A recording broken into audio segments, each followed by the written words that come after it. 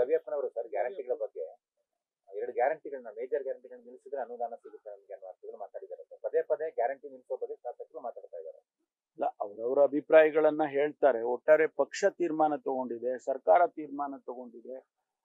ಯಾರಿಗೂ ಗೊತ್ತಿಲ್ಲದೆ ಏನು ಕದ್ದು ಮುಚ್ಚಿ ತಗೊಂಡಿರೋ ತೀರ್ಮಾನ ಅಲ್ಲ ಇದು.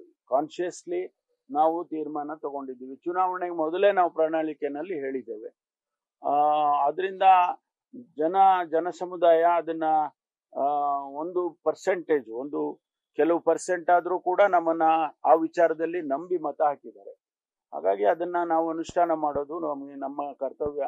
ಅದನ್ನ ನಮ್ಮ ಅಭಿಪ್ರಾಯಗಳು ಬೇರೆ ಬೇರೆ ಇರ್ಬೋದು, ಆದ್ರೆ ನಾವು ಕೊಟ್ಟಿರ್ತಕ್ಕಂಥ ಮಾತನ್ನ ಉಳಿಸುವಂತದ್ದು ಅದು ಕೇಳಲಿ. ಅದು ಕೇಳೋದ್ರಲ್ಲಿ ತಪ್ಪಿಲ್ಲ. ಯಾವುದೇ ಶಾಸಕರು ನಮ್ಮ ಕ್ಷೇತ್ರಕ್ಕೆ ಅನುದಾನ ಬೇಕು ಅಂತ ಕೇಳೋದ್ರಲ್ಲಿ ತಪ್ಪಿಲ್ಲ.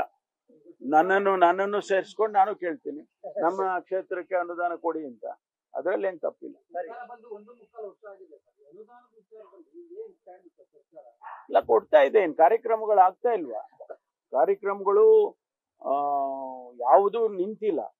ಸ್ವಲ್ಪ ನಿಧಾನ ಆಗಿರ್ಬೋದು, ಯಾಕಂದ್ರೆ ರೀಅಡ್ಜಸ್ಟ್ಮೆಂಟ್ ಮಾಡ್ಕೋಬೇಕಾಗಿತ್ತು. ಲಕ್ಷಾಂತರ ಕೋಟಿ ರೂಪಾಯಿ ಬಿಲ್ಗಳನ್ನ ಹಂಗೆ ಬಿಟ್ಟು ಹೋಗಿದ್ರು ಹಿಂದಿನ ಸರ್ಕಾರದವರು. ಅದನ್ನೆಲ್ಲ ಬರ್ಸಿದ್ದೇವೆ ನಾವು.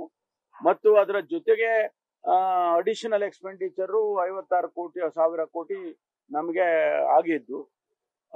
ಅಷ್ಟಾದ್ರೂ ನಮ್ದು ಬಡ್ಜೆಟ್ 3.75 lakh crores ಹೋಗಿದ್ದೇವೆ. ಅದೇನು ಕಡಿಮೆ ಅಲ್ಲ.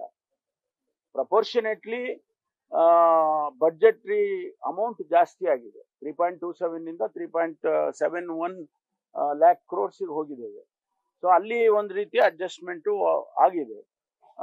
ಮುಂದಿನ ವರ್ಷಕ್ಕೆ ನಾವು ಈ ಅನುದಾನ ಇವರಿಗೆ ಕೊಟ್ಟು ಕೂಡ ಗ್ಯಾರಂಟಿಗಳಿಗೆ ಹೆಚ್ಚಿನ ಹಣ ನಮ್ಗೆ ದೊರಕುತ್ತೆ ಅಂತೇಳಿ ನಾವು ಲೆಕ್ಕಾಚಾರ ಮಾಡಿದ್ದೀವಿ.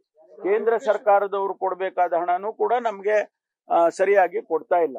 ಅದನ್ನು ನಾವು ಒತ್ತಾಯ ಮಾಡಿ ಹಣ ತಗೊಂಡು ಬಂದು ಮತ್ತು ನಮ್ಮ ರಿಸೋರ್ಸಸ್ ಅನ್ನು ಜಾಸ್ತಿ ಮಾಡಿಕೊಂಡು ಬ್ಯಾಲೆನ್ಸ್ ಮಾಡೋದಕ್ಕೆ ಮುಖ್ಯಮಂತ್ರಿಗಳಿಗಾಗಲೇ 2 ಬಾರಿ ಕ್ಯಾಬಿನೆಟ್ ನಲ್ಲಿ ಇದನ್ನ ಪ್ರೆಸೆಂಟೇಷನ್ ಮಾಡಿದ್ದಾರೆ ನಮ್ಗೆಲ್ಲ ಹಣಕಾಸಿನ ಸ್ಥಿತಿಗತಿಗಳನ್ನ. ಅದರಿಂದ ಯಾವುದೂ ತೊಂದರೆ ಆಗೋದಿಲ್ಲ.